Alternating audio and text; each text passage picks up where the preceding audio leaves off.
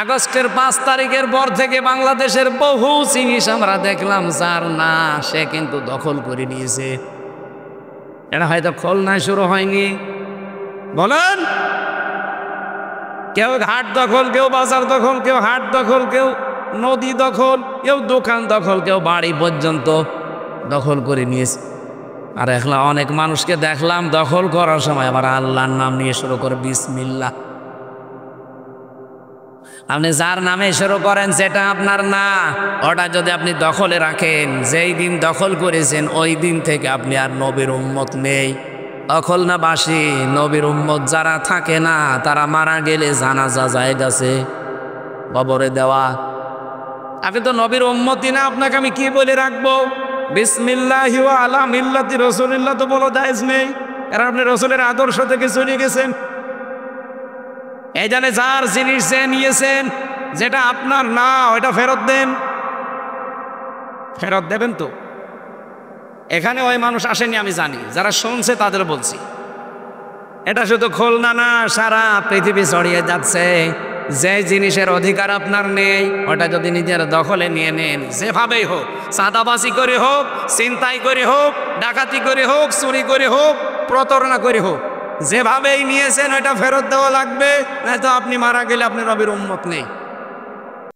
দল মত জাতি বর্ণ ধর্ম নির্বিশেষে আজকের এই অনুষ্ঠান, যেহেতু কোরআন শরীফ শুধু মুসলমানদের জন্য না, হাদা বায়ানুল লিন্নাস হুদাল লিন্নাস, মানুষ পদবাচ্চা আমরা যারা বিবেচিত তাদের জন্য আল্লাহ কোরআন দিয়েছেন।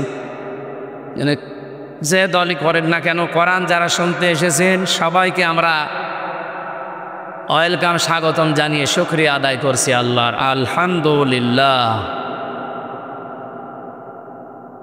আলাম নাশরাহ লাকা সাদরাকা ওয়া ওয়াদানা আনকা ওয়িজরাক আল্লাযী আনকাযা যাহরাক।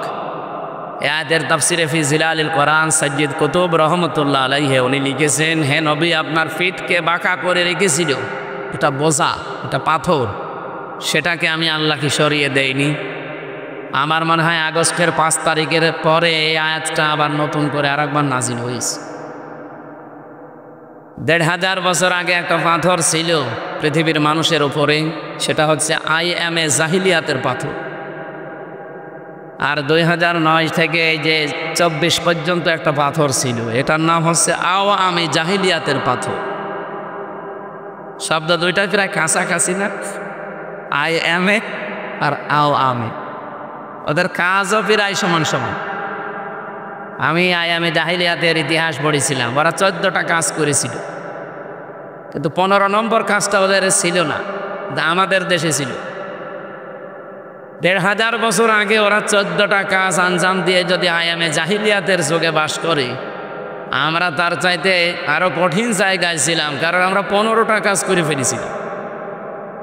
ওই জামানার ইতিহাস পড়লে আমরা দেখেছি কেউ বাড়ি থেকে চলে গেলে, তো ওই জামানার ইতিহাসগুলো পড়তে গিয়ে দেখলাম যারা বাড়ি থেকে চলে যেত, বাড়ির লোকজন যারা, তারা এই বিশ্বাস করতো যে আমার বাবা, আমার ভাই, আমার স্বামী, আমার ছেলে ফিরে আসবে। কিন্তু আমরা এমন একটা আওয়ামী জাহিলিয়াতের যুগে পদার্পণ করেছিলাম, বাড়ি থেকে কেউ চলে গেলে ও যে ফিরে আসবে গ্যারান্টি ছিল। বাড়ি থেকে চলে যাওয়া না, বাড়ি থেকে ধরে নিয়েছে, কোথায় যে রেখেছে।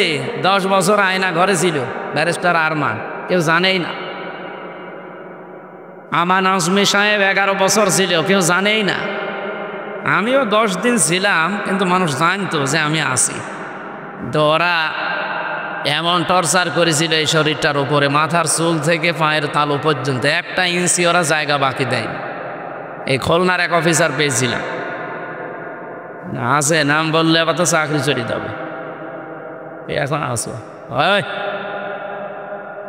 আমার মনে হয় 5 তারিখের পর থেকে আমার এই মোবাইল নাম্বার কোথায় পেয়েছে জানি না, কমপক্ষে 20 বার কল দিয়েছে। হুজুর কি, আর কিছু বলেনি। মানে টান দেখেই বুঝি যে খুব বিপদে আছে। আমি রিমান্ডে যেরকম বিপদে ছিলাম মাটির নিচে, ওরাও এরকম বিপদে আছে, খুব চুরি করে এদিক ওদিক করে আসে। যাক থাক, যদি ভালো হওয়ার নিয়ত থাকে যে ভালো হয়ে যাবে, আর যদি আবার আপার কথা মতো শয়তানি লাগে তাহলে তো সমস্যা। এজন্য আবেগে কেউ কান দেবেন না ভাই, বিবেকটা কাজে লাগাবেন। বহু মানুষ এখনো পর্যন্ত আমরা দেখছি আবেগে আছে, মনে করছে যেই আপা বলে যে চট করে আসতেছি এ তখন লাফায়। আপনি কি গোপালগঞ্জের দিকে একটু তাকাতে পারেন না? পাশেই তো, পেছনে কি লাল হয়েছিল দেখেছেন? ওই সময় শুনতাম গোপালগঞ্জ থেকে কেউ ঢাকায় গেলে বসে গেলে 300 টাকা, দাঁড়িয়ে গেলে 1000 টাকা। আমরা চাই না যে দেশে আর কারো পেছনে আবার ওরকম হয়ে যাক। কে কথা বলে না কেন? এত বড় বিশাল শিকড় যদি কেটে ফেলতে পারে দেশের জনগণ, আপনাদের যত বড় শিকড় থাকবে না।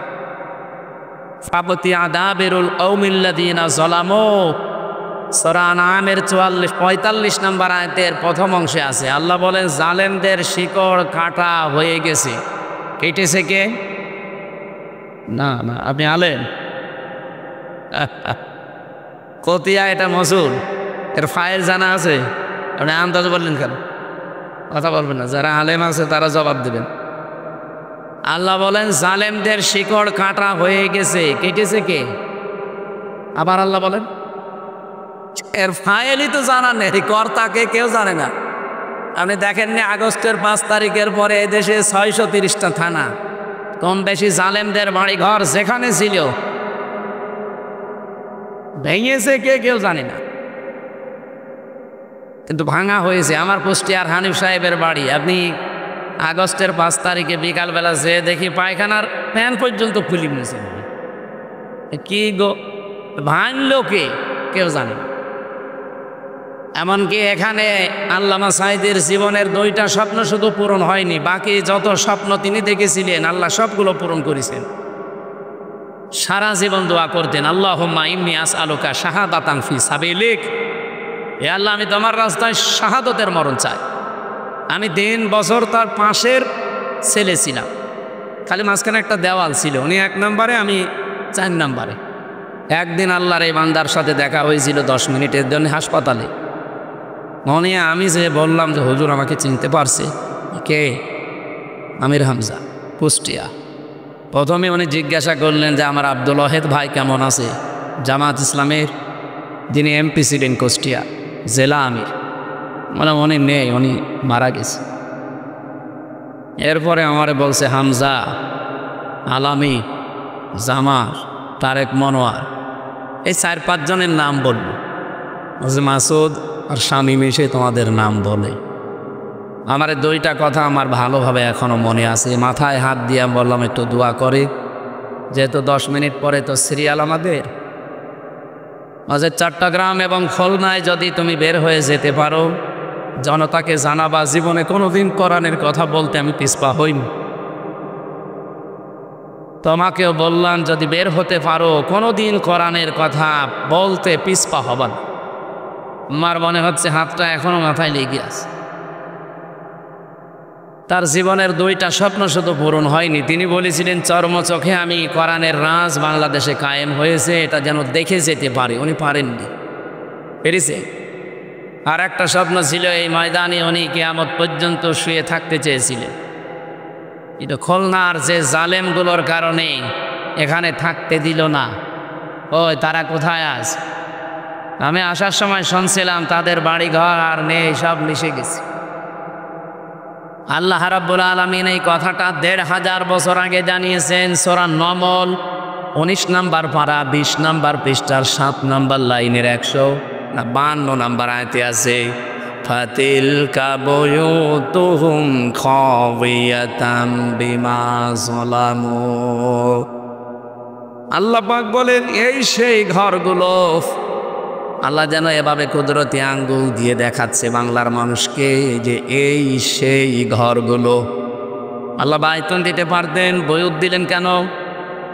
এটা তাফসিরে মাযহারিতে আছে। আল্লামা সানাউল্লাহ পানিপতি রহমতুল্লাহ আলাইহি ব্যাখ্যা করতে গিয়ে বাইতুনের বহুবচন বয়ুতের ব্যাখ্যায় দিয়েছেন। আল্লাহ যেন আঙ্গুল দিয়ে দুনিয়ার মানুষকে দেখাতে চায় যে এই সেই ঘর। যদিও লূত আলাইহিস সালামের জামানার কাহিনী এটা। কি করেছিলেন? খাওয়িয়াতাম বিমা যালামু, আল্লাহ বলেন জনশূন্য করে দিয়েছি, পরিত্যক্ত হয়ে আছে আজ এই জালেমদের জুলুমের কারণে। মুফাসসির লিখেছেন পৃথিবীর যেখানে জুলুম হয় ওই জায়গা পর্যন্ত আল্লাহর কাছে অভিশপ্ত হয়ে যায়। বাংলাদেশের যেখানে যেখানে জুলুম হয়েছিল আজ দেখেন জায়গাগুলো পর্যন্ত আজ পরিত্যক্ত। কি কথা বলছেন না? কয়দিন আগে আমি কিশোরগঞ্জে ছিলাম, জেলা শহরের ওপরে জমজমাট অফিস। কিশোরগঞ্জ জেলায় বিশাল অফিস নিয়ে কারবার করত, সন্তান মানুষকে বিনা কারণে এখানে নিয়ে টর্চার করত। ওর মাটির নিচে পর্যন্ত টর্চার সেলও ছিল। আগস্টের 5 তারিখের পরে ঘরটা এমন অবস্থায় খবিয়াতান দেখে আসলাম, পুরা মিশে গেছে। এতটুকুই না, মানুষ এখন অনেকে দেখি পোশাক পায়খানা করছে। ড্রাইভারকে বললাম গাড়িতে একটু থামান, তাকিয়ে দেখি কেউ এদিকে কেউ এদিকে কেউ এদিকে, মুখ দিয়ে মনে হচ্ছে জামাতবদ্ধ টয়লেট চলছে। এমনি এগুলো আল্লাহ করেনি। খবিয়াতান বিমা জলামু, আল্লাহ পাক বলেন এগুলো আমি আল্লাহ একেবারে জনশূন্য পরিত্যক্ত করে দিয়েছি, ওজার গৃহ বানিয়ে দিয়েছি এদের জুলুমের কারণে। এ পর্যন্ত যদি আয়াত শেষ হয়ে যেত আমি আয়াতটা পড়তাম না, এর পরের অংশ আমাদের জন্যে। আল্লামা সাঈদের জীবনের শেষ আশাটা আপনারা পূরণ করতে দিলে কি হতো? আমি সে আজকে পিরোজপুরে যে কবর জিয়ারত করে আসলাম, অথচ এখানে থাকলে আমি এখানে এসে করতে পারতাম। বাংলাদেশ সহ বিশ্বের কত মানুষ কোরআনের মহব্বতে এসে অন্তত এই মাদ্রাসা দেখতে পারতো তার কবরের ওসিলায়। নেয়ামত আপনারা চিনতে পারেননি। লাইন শাকারতুম লাযিদান্নাকুম, যদি নিয়ামতের শুকরিয়া আদায় করো ওটা আবার বাড়িয়ে দেব। এই জন্য লামে তাকিদ নুনে সাকিলা, গ্যারান্টি দিয়ে আল্লাহ দিয়েছেন অবশ্যই আমি নিয়ামতের শুকরিয়া আদায় করলে বাড়িয়ে দেবই। আমার প্রশ্ন হচ্ছে, বিশ্ব নবীকে আল্লাহ পাঠালেন মক্কায়, অথচ কিয়ামত পর্যন্ত তিনি থাকবেন মদিনায়। মক্কার মানুষেরা বিশাল নিয়ামতের শুকরিয়া আদায় করে নাই। যারা শুকরিয়া আদায় করেছে আল্লাহ কিয়ামত পর্যন্ত তাদের কাছে রেখে দিয়েছে। যদিও উনি খুলনা বিভাগের সন্তান না, উনি বরিশাল বিভাগের সন্তান। খুলনা বিভাগের মানুষের জন্য যা করে গেছে এটা ভোলার মতো, ঋণ শোধ করার মতো। আমি গতকালকেও খুলনা বিভাগ ছিলাম বরিশালে, তার আগের দিনও বরিশালে। ওই সমস্ত জেলার চাইতে নিজেদের বিভাগ নিজেদের জেলার চাইতে তিনি আমাদের খুলনাবাসীর জন্য আরও বেশি কিছু করলেন। এতটুকু আশাই তো ছিল যে এখানে তিনি কিয়ামত পর্যন্ত ঘুমিয়ে থাকবেন, কেন দিলেন না? নিয়ামতের শুকরিয়া আদায় করলে আল্লাহ নিয়ামত বাড়িয়ে দেয়। যারা শুকরিয়া আদায় করেননি তাদের এই জুলুমের কারণে, এটা তার উপর একটা জুলুম ছিল, এই জুলুমের কারণে আজ আল্লাহ তাদেরকে পদে পদে শাস্তি দিচ্ছেন। এবার আমি যেহেতু পরের শব্দটা বলার জন্য আয়াতটা পড়েছি, এবার শোনেন। ইন্না ফি যালিকা লাআয়াতাল লিকাউমিন ইয়ালামুন। আল্লাহ প্রথমে ইন্না দিয়েছেন, মাঝখানে লামে তাকিদ দিয়েছেন। রব্বুল আলামিন দুইটা গ্যারান্টি দিয়ে জানাতে চেয়েছেন অবশ্যই অবশ্যই এর ভেতরে যারা জ্ঞানী তাদের জন্য শিক্ষা আছে। কি শিক্ষা আছে এখানে? জালেমদের এত বড় শিকড় আপনি টের পাননি, তাই ইউনিয়নের দারোয়ান থেকে শুরু করে একেবারে সাংসদ পর্যন্ত আপনি একেবারে প্রত্যেকটা জায়গায় দেখবেন থরে থরে জালেমদের স্তর সাজানো ছিল। আমার রিমান্ডে প্রায় 8 দল এসেছিল, সব থরে থরে সাজানো ওদের লোক। আমাকে ধরা থেকে একেবারে জামিন পর্যন্ত যারা, সব ওদের। আমার পক্ষে শুধু একটা উকিল ছিল, তা উকিলের কথা শুনলেও চলে না শুনলেও চলে। অথচ মামলারাই ওদের, রিমান্ড যিনি চাইবে সে ওদের, বিচারক যিনি বসে আছে সে ওদের, যেখানে নিয়ে রিমান্ডে আয়না ঘরে নিয়ে নির্যাতন করবে তারাও ওদের। এই যে 8টা বিভাগে কাজ করে যারা, তারা একটার পরে একটা এসেছে, সবগুলো মনে হচ্ছে ওদের ধাঁচে তৈরি করা মাল। একেবারে খাপের খাপ বানিয়ে বানিয়ে পাঠিয়ে দিয়েছে। কতবার যে আল্লামা শহীদ দেলাওয়ার হোসাইন সাইদি রহমতুল্লাহ আলাইকে গালি দিয়েছে আমার সামনে। আমার মনে হয় কমপক্ষে 200 বার তো হবে। আরে ভাই, বিষয়টা তো আমার সাথে, আপনি আমারে প্রশ্ন করেন, ওনারে টেনে এনে গালি দেন কেন? জোরে গালি দিলে আপনার কষ্ট লাগবে, এটা কথা হলো। খুলনাবাসী, আমি এখান থেকে যে বিষয়টা বের করতে পেরেছি, জালেমদের এত বড় থরে থরে সাজানো শিকড় যদি কেটে ফেলা হয়ে যায়, এখন কোনো শিকড় জালেমদের আছে? আর দু একটা আছে যেগুলো ইঁদুরের গর্ত পাচ্ছে না। আল্লামা সাঈদীর ফাঁসির রায়ের দিন যিনি মিষ্টি দিয়েছিল কক্সবাজারে, এত মিষ্টি বিলেতন করেছিল ওই বাঁটটা জাফর, ওর নাম ছোট তো, মানুষ এলাকায় বাঁটি জাফর বলে ডাকে। ওরে কালকে ধরেছে, রিমান্ডও নিয়েছে। আমার মনে হয় ওরে বাঁটি বানিয়ে ফেলায় দরকার, এমনি বাঁটা দেখলা।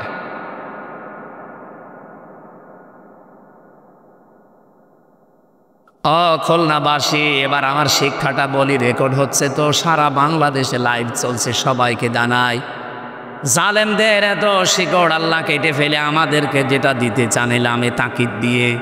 ভালো করে শোনে, আগামীতে যারা আসবেন, চেয়ারে কারা আসবেন আমরা জানি না, যারা আসবেন এরাও যদি এরকম জালেমের মতো কিছু করেন, আল্লাহর কসম 5 বছর পরে আপনার বাড়ি ঘর শ্মশান হয়ে যাবে।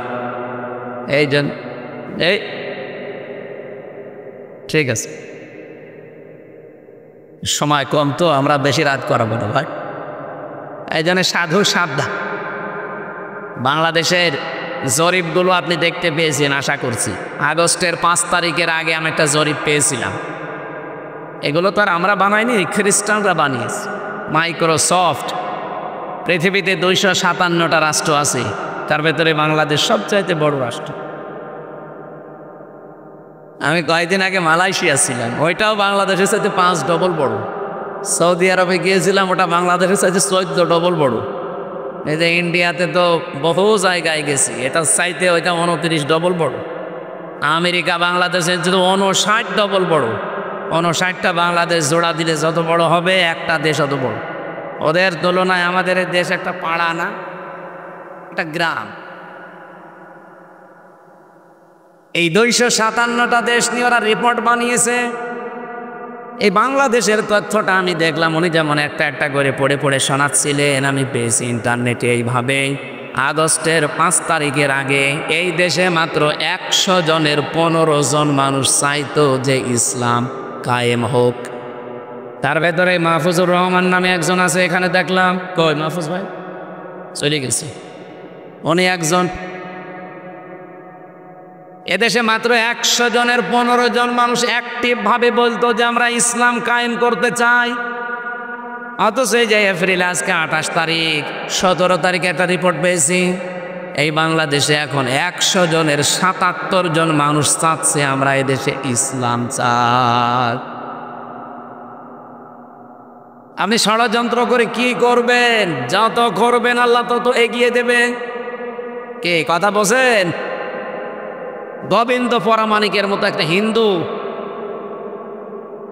এই লোকটা গত পরশুদিন লাইভ দিয়ে বলেছে এই দেশে ইসলাম যদি আসে, একটা দলের নামও বলেছে, আমি নাম নিলাম না, যদি এই দলটা আসে এই দেশে অন্য যারা আমরা বাস করি সবচাইতে বেশি নিরাপদে থাকতে পারি। আমার তেলাওয়াতকৃত আয়াতে কিছু কথা স্থান কাল পাত্র ভেদে আসবে, আমরা সেই দিকে এগিয়ে যাচ্ছি ইনশাআল্লাহ। যেহেতু সবার জন্য আল্লাহ রাব্বুল আলামিন কোরআনে কারিমকে উন্মুক্ত করে দিয়েছেন, এটা অন্যান্য ধর্মের মতো শুধু ঠাকুররা, শুধু পুরোহিতরা পড়বে না, এটা সবার জন্য। সেদিন যশোরে কলেজের এক অধ্যাপক পেয়েছিলাম, উনি বিসিএস ক্যাডার। ওনারে বললাম যে স্যার আপনার মুসলমান হওয়া লাগবে না, আমাদের ধর্মে যেহেতু বাড়াবাড়ি নেই, জবরদস্তি নেই, আপনাকে আমি জোর করি না। হ্যাঁ, জোর করলে আপনাকে আমি পিটিয়ে মুসলমান বানাতে পারতাম, কারণ এদেশে 92% মুসলমান, আর আপনারা মাত্র কয় ভাগ। যদি নিয়ম থাকতো ইসলামে তো আপনাকে পিটিয়ে মুসলমান বানাতাম। আপনার বিবেক আছে, আপনি বিবেক কাজে লাগান না। যেহেতু আমাদের ধর্মে এটা নেই, আপনাকে আমি আহ্বান জানাচ্ছি, আমাদের ধর্মীয় গ্রন্থ কোরআন, এটা আপনি শুধু বুঝে বুঝে পড়বেন। পুরাটা ইংরেজিতে পড়েন, বাংলায় পড়েন, যে কোনো ভাষায় আপনি তো ক্যাডার পড়েন। 3 মাস পরে দেখি লোকটা নিজেই মুসলমান হয়ে গেছে। তো এই জন্যে আমরা চাই আজকের এই অনুষ্ঠান এটা কি শুধু মুসলমানদের জন্য হুজুর না, এটা সবার জন্য। যারা এসেছেন সবাইকে নিয়ে আমি আরেকবার বলছি আলহামদুলিল্লাহ। দরুদ আর সালাম পাঠ করার মাধ্যমে আজকের তেলাওয়াতকৃত আয়াত সূরা মায়েদা 55-56 একটা আয়াতে তাফসির করবো ইনশাআল্লাহ। আল্লাহ যেন আমাকে তাফসির করার তৌফিক দেন। জবান খোলে কোরআনের এই আয়াত থেকে কিছু নেওয়ার জন্যে, আমল করার জন্যে পড়েন আউযু বিল্লাহি মিনাশ শাইতানির রাজিম বিসমিল্লাহির রহমানির রহিম ইন্নামা ওয়ালিয়্যুকুমুল্লাহু ওয়া রাসূলুহু ওয়াল্লাযীনা আমানু ইলা আখিরি আয়াত। কোন সূরা পড়লাম জানো? মায়েদা। জোরে বলেন কি? মায়েদা মানে দস্তরখানা, খাবারের প্লেট। আল্লাহ এই নামকরণ দিয়ে আমি তাফসিরে বেজিয়ে বোঝাতে চেয়েছেন, ফি জিলালিল কোরআনে পাবেন। এই বিশ্বাস যেন আমাদের ভেতরে বদ্ধমূল হয় যে খাবারের চিন্তা আমাদের না, খাবারের চিন্তা কার? না ভারতের। ওরা তো আমাদেরকে ভয় দেখিয়েছিল না, না খাইয়ে মারব। মনে হচ্ছে যে ওদেরকে আমরা বিশ্বাস করে বসে আছি যে আপনারাই আমাদের সব কিছু খাওয়া।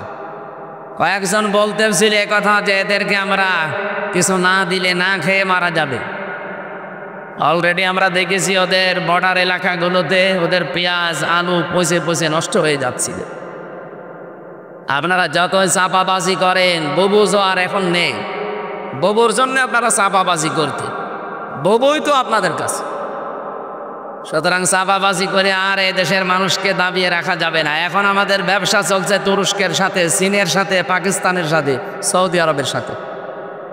আপনি দেখেন এমন একটা প্রতিবেশী এরা, তাম পৃথিবীতে এখন দুইটা জাতি নিকৃষ্ট, একটা ইহুদি আর একটা এই মুশরিকরা। সব হিন্দু না ভাই, সব হিন্দু খারাপ না, কিন্তু মুশরিক যারা উগ্রপন্থী, যারা জঙ্গি, বিশেষ করে এই মোদির মরিদ যারা, এগুলো যে মানুষের তালিকায় আর নেই এটাও মাইক্রোসফট জানিয়েছে। তাম দুনিয়ায় সবচেয়ে বেশি ডেঞ্জার এবং নিকৃষ্ট মানুষ হচ্ছে উগ্রপন্থী, এখন যারা আল্লাহর ঘরগুলো ভেঙে দিচ্ছে। ওই শয়তানরা আজকেও আল্লাহর একটা ঘর ভেঙেছে, দেখেছেন না? 12:30টার দিকে আজকেও একটা ঘর ভাঙছিল। আমি যে হাদিস পড়েছিলাম আপনাদের কি মনে আছে? মানিদ্দাআ মা লাইসা লাহু ফালাইসা মিন্না ওয়ালিয়াতাবাওয়া মাকআদাহু মিনান নার। ভালো করে শোনেন, এই হাদিসকে আমি বানালাম। হাদিসের বাংলা হচ্ছে, কোন ব্যক্তি যদি এমন জিনিসের দাবি করে যে জিনিসের প্রকৃত মালিক সে নয়। আমি আবার বলছি, মানিদ্দাআ মা লাইসা লাহু, কোন ব্যক্তি যদি এমন জিনিসের দাবি করে যে জিনিসের প্রকৃত মালিক সে না, ফালাইসা মিন্না, 1 নম্বরে তার শাস্তি হচ্ছে সে আমার দলভুক্ত না। ওই দিন থেকে সে নবীর উম্মত থেকে বের হয়ে গেল। কি বুঝলেন আপনি? আজকে যেই ঘরগুলো ভেঙ্গে ভেঙ্গে আপনারা আহ্বান জানাচ্ছেন, না ওদের তো আপনারা বলা ঠিক না, তোরা বরং শয়তানদের সম্মান দিলে আমার আল্লাহর আরো কষ্ট পাবে। এই শয়তানগুলো পৃথিবীর মানুষ মাটির নিচে পায় তেল, গ্যাস, সোনা, রূপা, আর ওরা সব মাটির নিচে পায় কি? খালি মন্দির পায়। তাও যেখানে সেখানে মন্দির পায় না, শুধু মসজিদের নিচে পায়। আমার যদি ক্ষমতা থাকতো না, একবার আগা থেকে গোড়া পর্যন্ত পিটাতাম। মুসলিম আইন করে আমাদের এই যে ওয়াকফ আইন, অবৈধ আইন করে আমাদের বাপ দাদাদের দেওয়া হাজার হাজার বিঘা জমি জায়গা এখন তারা দখল করে নিচ্ছে। আজকেও 3টা মাদ্রাসায় তালা লাগিয়েছে। আমার মনে হচ্ছে এগুলো যদি বিশ্বের 57টা মুসলিম রাষ্ট্রের প্রধানরা এখনো জেগে না ওঠে, কয়দিন পরে দেখেন এ দেশের কি হয়। আমি তো আমার এই ছোট্টই 33 বছর বয়স, আমার 92 সালে জন্ম। সব চাইতে বেশি সময় কাটিয়েছি ভারতে, কারণ এই দেশে তো আমার মানে কুষ্টিয়া জেলা নাই, খুলনা বিভাগে ঢুকতেই দিত না। আমি বাড়ি আসার আগে দেখি 2 গাড়ি পুলিশ বসে আছে। কি গো, আমি বাড়ি আসি কখন আমি নিজে জানি না, অথচ ওরা মনে হয় ফেরেশতা জিবরাইল ওদের বলে দেয়। বাড়িও আসতে দিত না শয়তানরা। কি করবো, বাধ্য হয়ে দাদাদের কাছে থাকা লাগতো। আমি দেখেছি ওদের এই ভিন্ন ষড়যন্ত্র, যেটা জঘন্য মানুষেরা। এরা যে জিনিসের মালিক তারা না, সব দখল করে নিচ্ছে একটার পরে একটা। 3টা মাদ্রাসা, এগুলো আমাদের পূর্বপুরুষরা ওয়াকফ করে দিয়েছিল। মাদ্রাসা, মসজিদ, খানকা, ঈদগাহ, গোরস্থান, এগুলো সব মুসলমানদের সম্পদ ছিল। 850 বছর এলাকাগুলো মুসলমানরা শাসন করেছে। বলেন, এটা রেকর্ড হচ্ছে বলে বললাম। অথচ আজ একটার পর একটা সব দখল করে নিচ্ছে। গত পরশু দিনও 10টা মাদ্রাসায় তালা লাগিয়েছে। এমনকি দারুল উলুম দেওবন্দকে 1 মাস সময় দিয়েছে যে খালি করা লাগবে, ওইটাও নাকি তাদের। আপনারা যা আরম্ভ করেছেন, বিশ্বের অন্যান্য জাতি, বিশেষ করে খ্রিস্টান যারা আছেন, আপনারা কি আপনাদের বিবেকের ওপরে কি কুকুরে প্রসব করেছে? এটা ট্রাম্প। আপনি তো খ্রিস্টান, আপনার মেয়েকে, আপনার মাকে উলঙ্গ করে ভারতের ময়দানে ওরা হাঁটিয়েছে, এই উগ্রপন্থী হিন্দুরা। এক কথা বললেন না? 22 সালে ওরা আপনার মেয়েকে, আপনার মাকে উলঙ্গ করে হাঁটিয়েছে এই মোদির গোষ্ঠী। আপনার মেয়ে, মা যাদেরকে উলঙ্গ করে রাজপথে হাঁটাতে পারে, আর তাদের পক্ষে পেছনে থাকবেন মানে? আপনার বিবেকটা একটু জাগ্রত করেন। আপনার ইমান নেই আমরাও জানি, কিন্তু বিবেক তো আছে। আর হিন্দু সাধারণ যারা আছে তাদেরকে আহ্বান জানাচ্ছি, সবাই জেগে ওঠেন ভাই। এই মোদি নামে এই মাতালটাকে থামান। এই দেশে যারা অন্যান্য সংস্থা কাজ করছেন, আমি নাম নিলাম না তাদের, আপনারাও একটু বিবেকটা কাজে লাগান, এই লোকটাকে থামান, নয়তো পৃথিবীও বসবাসের অযোগ্য করে ফেলবে। আমরা আতঙ্কে আছি ওই শয়তানদের কারণে। আমরা যদি এখন এই বাংলাদেশে 92% মুসলমান আওয়াজ তুলি, ঢাকার স্বামীবাগের ইস্কন মন্দির, এর নিচে 500 বছর আগে মসজিদ ছিল, এটা ভেঙে এখন মসজিদ বানাবো, মেনে নেবেন? তাহলে আমাদের কেমন কষ্ট হচ্ছে বলেন। আসেন তো হাদিসের প্রথম শাস্তিটার দিকে তাকাই। যে জিনিসের মালিক আপনি না, ওই জিনিস যদি নিজের দখলে নিয়ে নেন, প্রথম শাস্তি কি? আপনি ওই দিন থেকে নবীর উম্মত আর নেই। এ পর্যন্ত বুঝেছেন? বুঝেছেন না? বোঝেননি। আগস্টের 5 তারিখের পর থেকে বাংলাদেশের বহু জিনিস আমরা দেখলাম, যার না সে কিন্তু দখল করে নিয়েছে। এটা হয়তো খুলনায় শুরু হয়নি, বলেন। কেউ ঘাট দখল, কেউ বাজার দখল, কেউ হাট দখল, কেউ নদী দখল, কেউ দোকান দখল, কেউ বাড়ি পর্যন্ত দখল করে নিয়েছে। আর এখন অনেক মানুষকে দেখলাম দখল করার সময় আবার আল্লাহর নাম নিয়ে শুরু করে, বিসমিল্লাহ। আপনি যার নামে শুরু করেন, সেটা আপনার না, ওটা যদি আপনি দখলে রাখেন, যেই দিন দখল করেছেন ওই দিন থেকে আপনি আর নবীর উম্মত নেই। দখল না বাসি নবীর উম্মত যারা থাকে না, তারা মারা গেলে জানাজা যায় গেছে কবরে দেওয়া। আপনি তো নবীর উম্মতই না, আপনাকে আমি কি বলে রাখবো? বিসমিল্লাহি ওয়া আলা মিল্লাতি রাসূলিল্লাহ তো বলা জায়েজ নেই, কারণ আপনি রাসূলের আদর্শ থেকে চলে গেছেন। এই জানে যার জিনিস যে নিয়েছেন, যেটা আপনার না, ওইটা ফেরত দেন। ফেরত দেবেন তো? এখানে ওই মানুষ আসেনি আমি জানি, যারা শুনছে তাদের বলছি। এটা শুধু খুলনা না, সারা পৃথিবী ছড়িয়ে যাচ্ছে।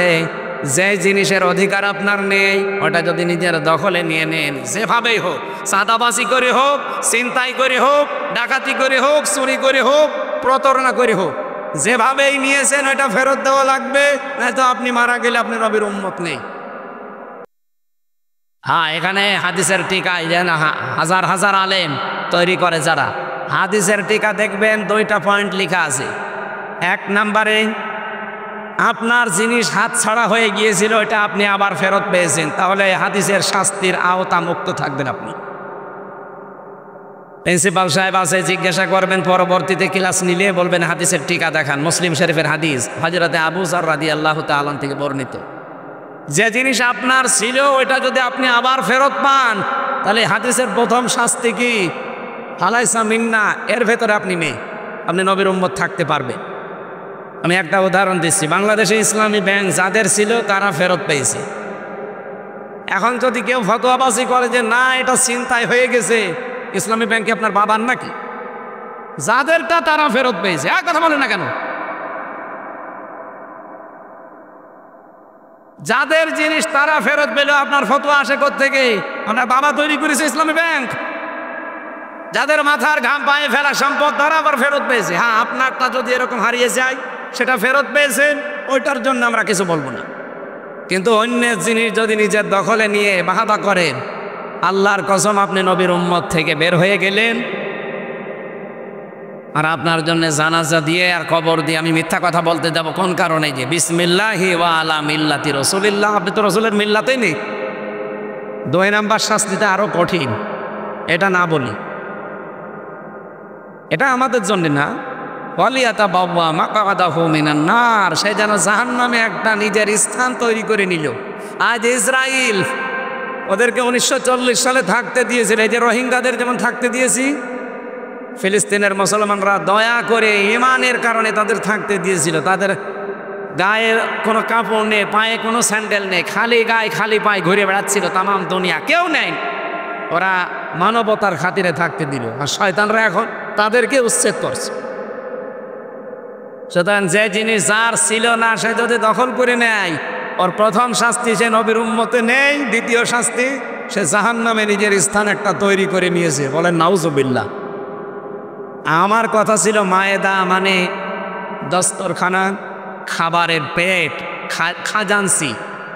আল্লাহ আমাদেরকে এই নামকরণ দিয়ে বোঝাতে চেয়েছেন, আমার বান্দা বান্দি, খাবার নিয়ে কোনো টেনশন তোমার দরকার নেই। তুমি দুনিয়ায় যাওয়ার 50,000 বছর আগে কতটুকু খাবে, কতটুকু পড়বে, এটা আমি লিখে পাঠিয়েছি। সুতরাং যেটা নিয়ে চিন্তা করা দরকার ওইটা কি?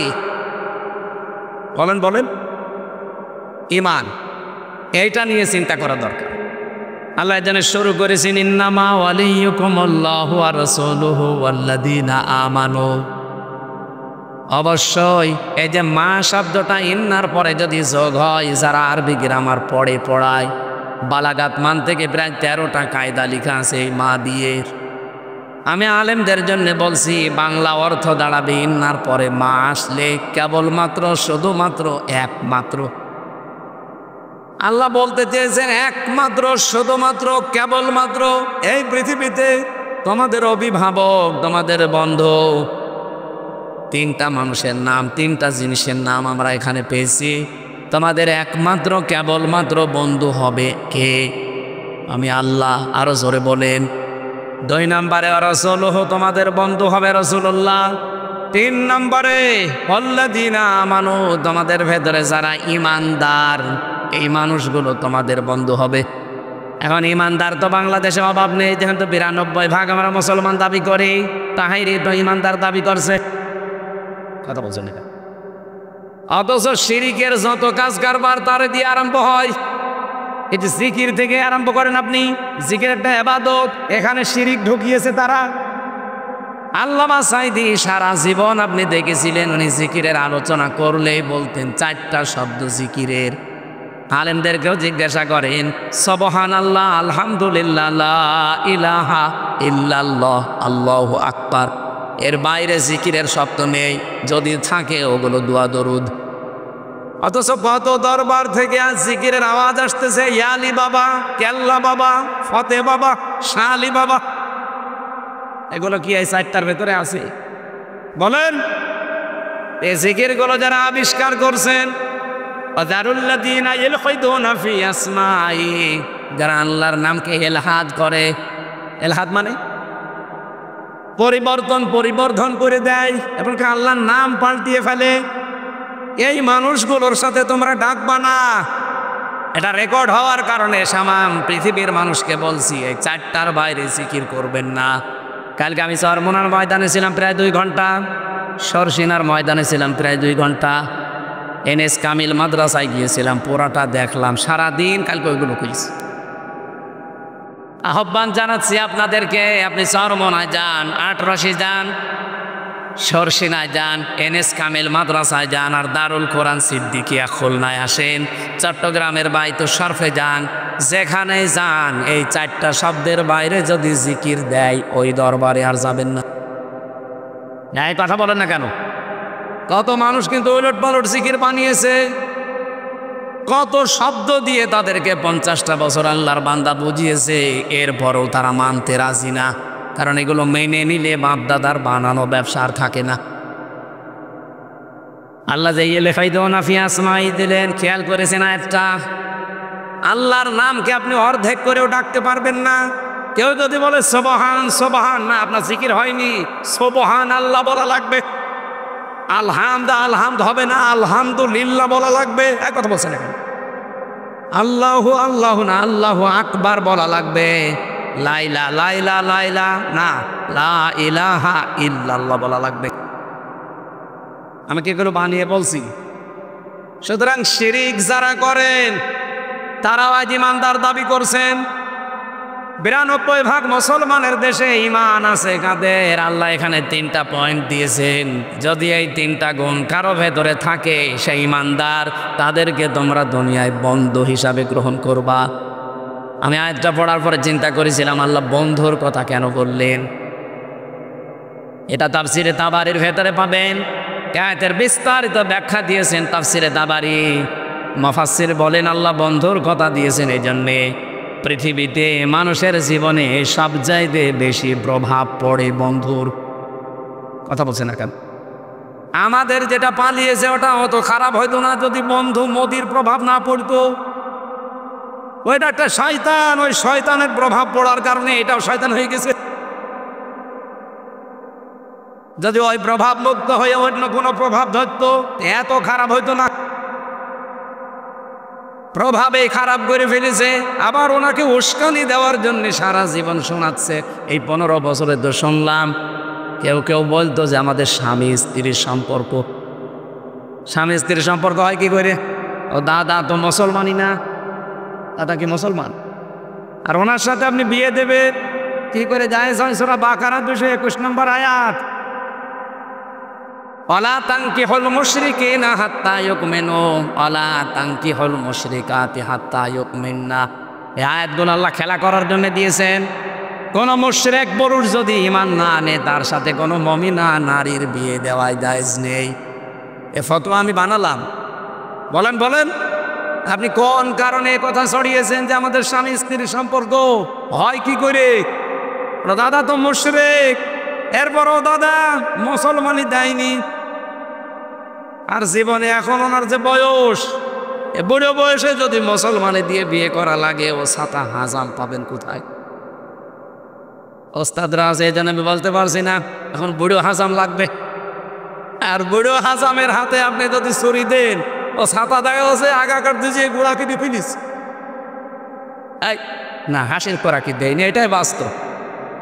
আপনি বলেন এ দাদার মুসলমানে দিতে বাংলাদেশে কোনো হাজাম পাবেন? আপনি যদি হাজাম পান আমি তারে টাকা দেবো, চলে কে যাবেন দিল্লি, চলেন ওরা মুসলমানই দিয়ে আসে না। এটা ফেসবুকে কিছু উল্টাপাল্টা কথা আসে, তো এই জন্য এটা বললাম। অনেকে বলছে কিছুদিন পরে নাকি আমাদের ভাগ্নে আসতেছে, একটা কথা হইল।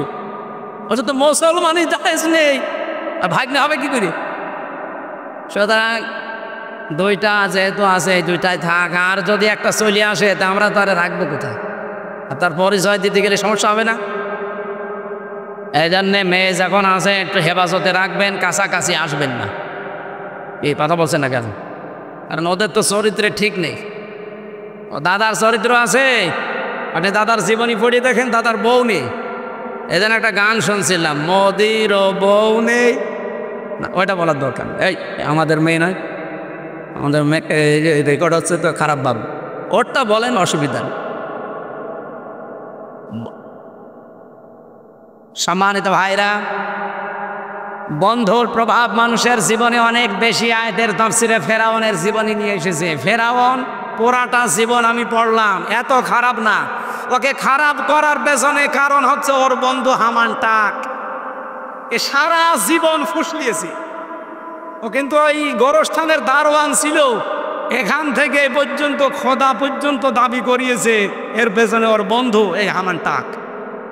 আমাদেরটা এরকম খারাপ হওয়ার পেছনে কারণ হচ্ছে ওদের বন্ধু। লাইজানে বন্ধুর নাম তাই প্রথমে দিয়েছেন অলিজন, মানে বন্ধু, অভিভাবক। অবশ্যই তোমাদের একমাত্র বন্ধু আমি আল্লাহ। বাংলার মুসলমানেরা আল্লাহকে যদি কেউ বন্ধু হিসাবে পেতে চায়, আমরা চাই না। আরো জোরে বলেন, আল্লাহ পাক বলেন আমি আল্লাহ নিজেই বন্ধু হয়ে যাব কাদের জানো? ইন আল্লাহু ওয়ালিয়ুল্লাযীনা আমানু। সূরা বাকারার 257 নম্বর আয়াতের প্রথম অংশে আছে যারা ঈমান আনবে আমি আল্লাহ নিজেই তাদের বন্ধু হয়ে যাব। এখন প্রশ্ন আমাদের, ঈমান তো আমি এনেছি না, ঈমান আপনি দাবি করলেই হবে না, ঈমান আপনার ভেতরে আছে কিনা এটার জন্য আপনাকে পরীক্ষা দেওয়া লাগবে। সাহাবী প্রশ্ন করলেন, হে নবী আমার যে ঈমান আছে আমি কিভাবে টের পাবো? বিশ্বনবী বলেন, ইদা সাররাতকা হাসানাতুকা ওয়া সাআতকা সাজ্জিআতুকা ফাআনতা মুমিন। যখন তোমার ভালো কাজগুলো তোমাকে আনন্দ দেবে আর অন্যায় কাজ দেখলেই ভেতর থেকে তোমার একটা বাধা আসবে, তখন বুঝবে তোমার ঈমান আছে। এই 54 বছর না, শুধু 15 বছরের দিকে তাকান। বাংলাদেশে বহু ভালো কাজ অনেকের কাছে ভালো লাগে নাই। কথা বলেন। এখানে আমি শুনলাম যে 19 জন শিক্ষক শিক্ষিকা এখনো পর্যন্ত বেতন পায় না। সারে গামা পড়ায়, তারে বেতন দিতে কোনো বাধা নেই, আর আল্লাহর কোরআন পড়াচ্ছে তাদের বিনা বেতনে। এটা যে অন্যায়, অনেকে অন্যায় জানার পরেও অন্যায় মনে করে না। আমার বিবেকে এখন বাধা দিচ্ছে যেন এটা ঠিক হচ্ছে না। বাংলাদেশে মাদ্রাসা শিক্ষা বোর্ডের যিনি সিনিয়র সচিব, আমার কুষ্টিয়ায় বাড়ি, পরশুদিন আমার কাছে কল দিয়েছিল। ওনার শ্বশুর বাড়ি সাতক্ষীরায় একটা মাহফিল নিয়েছে। আমি মনে হয় এই বিষয়টা যে ওনার কাছে তুলে ধরবো আজকে।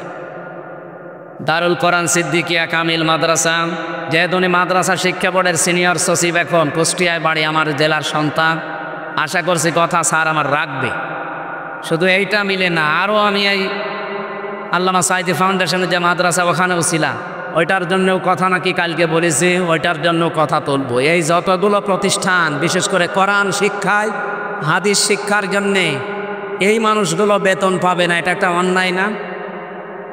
অন্যায় দেখেও এই 15 বছরে কারোর কাছে অন্যায় মনে হয়নি। আমার তো ভেতর থেকে একটা বাধা আসতেছে এখন কথা শোনার পর থেকে, আর আপনার 15 বছরেও বাধা আসে নাই। যার ভালো কাজ দেখলে আনন্দ লাগে না, অন্যায় দেখলে যার কাছে খারাপ লাগে না, ভেতর থেকে বাধা হয় না, সে বুঝবেন তার ঈমান নেই, তার নতুন করে এখন ঈমান আনা লাগবে। সুতরাং ঈমান যারা আমরা এনেছি, এই 2টা পয়েন্ট সামনে রেখে বলেন আমাদের ঈমান আছে? না না, আন্দাজে দাবি করেন কেন? এখন ঈমান যদি আপনার আমার এসেই থাকে ভেতরে, আল্লাহ বলেন আমি আমার বন্ধু হয়ে গেছে তারা, তাদের জন্য আমার কাজ আছে। এবার একটু সমস্যা হবে আপনাদের, আমি জানি আয়াতটার ব্যাখ্যা করলে কিছু মানুষ একটু উসবিস করে। আমি কি বানিয়ে বলবো ভাই? আলেমরা আছে না, দেখছে না? আল্লাহু ওয়ালিয়ুকুম আল্লাহু ওয়ালিয়ুল্লাযীনা আমানু, আমি আল্লাহ তাদের বন্ধু হয়ে গেছি যারা ঈমান এনেছে। এখন আল্লাহ যেহেতু ঈমানদারদের বন্ধু, আল্লাহ কি করবে বন্ধুর জন্যে? ইখরিজুহুম মিনাজ যুলুমাতি ইলান নূর, তিনি অন্ধকার থেকে বের করে আলোর দিকে নিয়ে আসবে। আর আপনাদের কাছে ওয়াজ করা কি খুলনাবাসী সারা জীবন আল্লামা সাঈদী বলতেন, অন্ধকার মানে মানুষের তৈরি করা আইন, আর আলো মানে কোরআন। এই বাংলাদেশে যারা মানুষের তৈরি করা আইন প্রতিষ্ঠার জন্য কাজ করছেন, কোরআনের আলো কোরআনের আইনের পেছনে যারা সময় ব্যয় করেন না, সম্পদ ব্যয় করেন না, আপনার মেধা যোগ্যতা ব্যয় করেন না, আল্লাহ আপনাকে এখনো বন্ধু হিসাবে মানে নাই। আপনি যদি আল্লাহর বন্ধু হয়ে যেতেন, আল্লাহ একটা কাজ করতো কি, অন্ধকার থেকে আপনাকে বের করে আলোর দিকে নিয়ে আসতো। বাংলাদেশ জামাত ইসলামের যে দাওয়াতি মিশন চলছে, 30 তারিখ পর্যন্ত শুনলাম বাড়িয়েছে। হাজার হাজার মানুষ আজ যারা মানুষের তৈরি করা আইনের পেছনে কাজ করত, তারা এখন আল্লাহর তৈরি করা আইন প্রতিষ্ঠায় দলে যোগ দিচ্ছে। তারা যেন বিশ্বাস করে আল্লাহ তাদেরকে বন্ধু হিসাবে মেনে নিয়েছে। তাদের ঈমানটা এতদিন যা ছিল নামে, এখন যে ঈমান হচ্ছে এটা কামে। এক কথা বলেন না কেন? ইখরিজুহুম মিনাজ যুলুমাতি ইলান নূর, আল্লাহ যদি সত্যি আপনার বন্ধু হয়ে যায়, আপনাকে আর মানুষের তৈরি করা আইনের পেছনে থাকতে দেবে না, বের করে নিয়ে এসে আলোর দিকে নিয়ে আসবে। আলো মানে কোরআন। কোরআনের 55টা নাম আছে, তার একটা নাম নূর। এই আলোর দিকে মাস্ট বি আপনাকে যখন নিয়ে আসবে আপনি বুঝবেন আল্লাহ আপনার বন্ধু হয়ে গেছে। আপনি সিস্টেম অফার পৃষ্ঠায় দেখুন পরের আয়াতে, আল্লাযীনা কাফারু আউলিয়াউহুমুত তাগুত ইখরিজুনাহুম মিনান নূরি ইলাদ যুলুমাত। এই পৃথিবীতে যারা কাফের তাদেরও বন্ধু আছে, তাদের বন্ধু তাগুত, তার নাম শয়তান। শয়তান যদি কারো বন্ধু হয়ে যায় তারও কাজ আছে, শয়তান তার বসে থাকবে না, বন্ধুর জন্য কিছু না কিছু করবে। শয়তানের বন্ধুকে এক নম্বরে সে উপকার করবে কি, আল্লাহ যেন আমাদের উপকার করে, অন্ধকার থেকে বের করে আলোর দিকে নিয়ে আসে, মানুষের তৈরি করা আইন প্রতিষ্ঠা বাদ দিয়ে আল্লাহর আইন প্রতিষ্ঠার কাজে লাগিয়ে দেয়। আর শয়তান হচ্ছে আল্লাহর আইন বাদ দিয়ে মানুষের তৈরি করা আইন প্রতিষ্ঠায় লাগিয়ে দেয়। এখন আপনি নিজের সাথে মিলান, আপনি আল্লাহর বন্ধু না শয়তানের বন্ধু? এত বাংলায় কাট সাট বলার পরও যদি কেউ না বোঝার ভান করে থাকেন, আমার কিছু করার নেই, এখন আমার নাম ধরা লাগবে। বাস্তবতা এটা, আপনি নিজেকে প্রশ্ন করলে আর কারো কাছে যাওয়া লাগবে না। মানুষের তৈরি করা আইন কানুন এটা আল্লাহর সাথে শিরিক। এক কথা বলছেন না কেন? কারণ আল্লাহ যেটা পারে ওইটা অন্য কেউ পারে এই বিশ্বাস করার নাম। আর শিরিক যে করে সে মুশরিক, আর মুশরিকের জন্য জান্নাত হারাম, জাহান্নাম ওয়াজিব। আয়াত বলছি না, এটা বাংলা বললাম।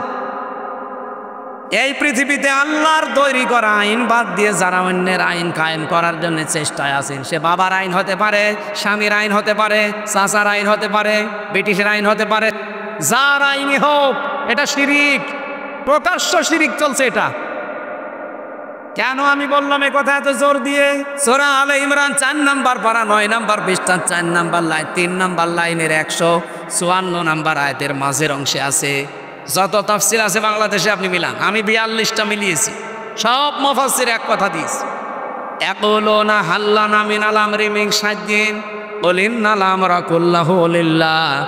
হে নবী, ওরা যদি প্রশ্ন করে যে আইন বানানোর ক্ষমতা আমাদের আছে, আপনি বলেন না, আইন বানাতে পারে কে? শুধু আল্লাহ না, শুধুমাত্র আল্লাহ। আইন বানানোর ক্ষমতা দুনিয়ায় কারো? আরো জোরে বলেন কারো? সুতরাং আল্লাহর আইনের সাথে অন্যের আইন কায়েমের জন্য যারা চেষ্টা করছেন, আপনি নামাজ পড়তে পারেন, রোজা রাখতে পারেন, হজ করে আসতে পারেন, দাড়ি রাখতে পারেন, আপনি কিন্তু মুশরিক। এর চাইতে বাংলায় আর কি বলা যায় বলেন, আপনি বলেন। এরপরেও যদি কেউ না বোঝেন, এদিকে আসেন। বৃষ্টি হচ্ছে না? বৃষ্টি হচ্ছে না? আমি আশা করছি আপনি কথা বুঝেছেন এবং যারা শুনছে তারাও বুঝেছে। এরপরে যদি কেউ না আসতে চায়, আমা তাওফিক ইল্লা বিল্লাহ। কি আলাইহি তাওয়াক্কালতু ওয়া ইলাইহি উনীব। আমার আর কোনো ক্ষমতা নেই। আমার হাতে যদি লাঠি থাকতো দারোগা পুলিশের মতো আপনাকে পিটিয়ে আমি আয়াত মানাতাম। আমার ভাইরা, আমি আশা করব এবং বিশ্বাস করব যারা শুনতে পাচ্ছেন তারা বিবেকটা কাজে লাগিয়ে মেনে নেবেন। আল্লাহ যেটা পারে ওইটা অন্য কেউ, আরো জোরে বলেন, অন্য কেউ। সন্তান দিতে পারে কে? অন্য কেউ। আমাদের এই ইদ্রিস আলী সাহেব পারে। সেদিন আমার বগুড়াতে এক লোক এসে বলছে, হুজুর আপেল পড়ে দেন। আমি সূরা ফাতিহা পড়ে ফু দিলাম। আমার কানের কাছে মুখ নিয়ে বলছো, হুজুর এমন আপেল পড়বেন যেন ছেলে হয়। আপেল ফেলি দিলাম। আপেল কই? ফেলি দিস কেন? কেন মানে আপেল পড়ে যদি ছেলে হওয়ার ক্ষমতা আমার থাকতো? আরে ভাই, আপনাকে আমি বলেছি চা নিয়ে আসতে, কিছু লাগবে না। আমি কি মুরব্বী মানুষ যে আমার এটা ওইটা খাওয়া লাগবে? কিছু লাগবে না, যারা লাগে তাদের দিক। আর এখানে আসেন কেন? এখানে আসা লাগবে না ভাই, বসে থাক। আমার শরীরের উপরে টর্চার না গেলে আগের ওই যে 19 সাল 20 সালের মতো যদি থাকতাম না, শয়তান আমার মনে হয় এই জন্যে টর্চার করিস বেশি। একেবারে শরীরটা ধ্বংস করে দিস। আমার ভাইরা, ওনারে বললাম যদি আমার ক্ষমতা থাকতো যে আপেল পড়িয়ে দিলেই ছেলে হয়তো আমার ম্যাডামের 3টা ছেলে মেয়ে হইতো না। আমার ম্যাডামের 3 মেয়ে। কি বিশ্বাস নিয়ে মানুষ আছে দেখেন তো, কত মাজারে, কত কবরে, কত হুজুরের কাছে মানুষ এই নিয়তে যাচ্ছে যে কিছু করিয়ে দিলে মনে হয় ছেলে হবে মেয়ে হবে। বলেন তো আসল ছেলে মেয়ে দেওয়ার মালিক কে? এটা যেন অন্য কেউ পারে বিশ্বাস আপনি না করেন। যদি করেন, নারী হোক আর পুরুষ হোক, সে মুশরিক। হ্যাঁ, কথা বলেন না কেন? এই জন্য আল্লাহর আইন বাদ দিয়ে অন্যের আইন যারা কায়েমের চেষ্টা আছেন, ভাই সাফ কথা, বাংলা কথা, আপনি আর ইমানদার নেই, আপনি মুশরিক হয়ে গেছেন। আশা করছি আপনি এখন ফিরে আসবেন, না আসলে আপনার কপালের দোষ, আমাদের দোষ না, কোরআনেরও দোষ না। 2 নম্বরে রাসূলুহু, তোমাদের রাসূল হবে বন্ধু। রাসূলকে আপনি বন্ধু হিসাবে পেতে চাইলে 3 দফা কর্মসূচি হাতে নেওয়া লাগবে।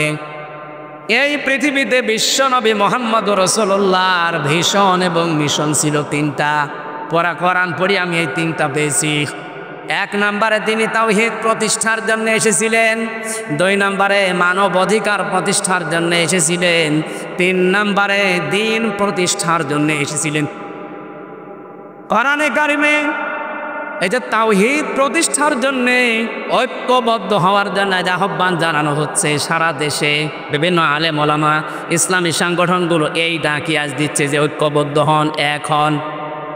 এটা সিস্টেম কি হবে, কয়টা পদ্ধতি সামনে নিয়ে এগিয়ে যাওয়া লাগবে? সূরা আলে ইমরান 64 নম্বর আয়াতে আমার আল্লাহ 1500 বছর আগে এই তথ্যগুলো দিয়ে রেখেছেন। জায়েজ মানুষকে ঐক্যবদ্ধ হওয়ার জন্য এই 3টা মূল নীতিতে এগিয়ে যাওয়া লাগবে। বলে ইয়া আহলাল কিতাবে তাআলাউ ইলা কালিমাতিন সাওয়াইন বাইনানা ওয়া বাইনাকুম। বৃষ্টি পড়ছে না? এটা এইভাবে চালানো যাবে? লাগ না, হ্যাঁ, আবেগ দিয়ে চলে না হবে।